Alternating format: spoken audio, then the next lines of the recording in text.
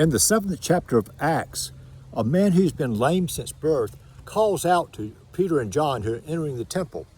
And he calls out to them, and Peter answers him, "I have no gold or silver, but I give you what I have in the name of Jesus Christ." Welcome to our blog from St. Mark's Episcopal in Dalton, Georgia. Today we're going to talk about Make God Known, which is one of the mottos of St. Mark's. And I'd like to give acknowledgement to Brittany Dotson for inspiring some of the words I'm going to use today. But we're going to talk about making God known and about discipleship. Matthew 28, Jesus instructs all of us to go and make disciples.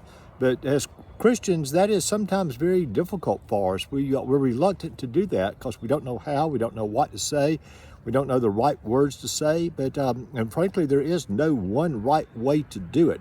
The Bible does offer us some guidance to that. When we feel inadequate, we can turn and try to use some of their suggestions. First of all, we have to be a disciple ourselves. Now, a disciple is not perfect. A disciple is not better than anyone else, but a disciple has to be someone just dedicated to trying to live like Christ. We do have to love God and strive to imitate Christ.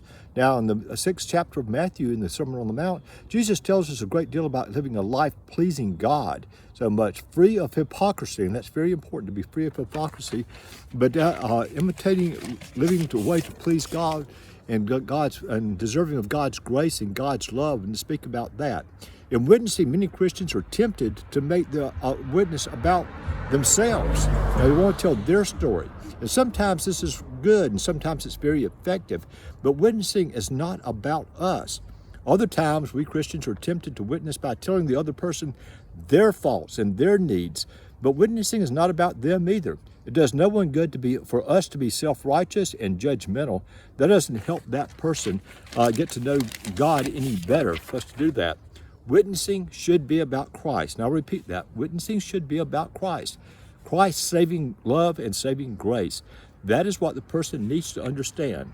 Consider the 8th chapter of Acts, when Philip obeys God, when God tells him to go and approach the eunuch who's on the chariot. We know that story. Philip doesn't tell the eunuch his story. Philip doesn't judge the eunuch. Philip meets him where he is and tells him the good news of Christ. And that is an example of effective witnessing. None of us have a monopoly on Jesus. We aren't more saved because we're Christians. We don't have special knowledge or skills.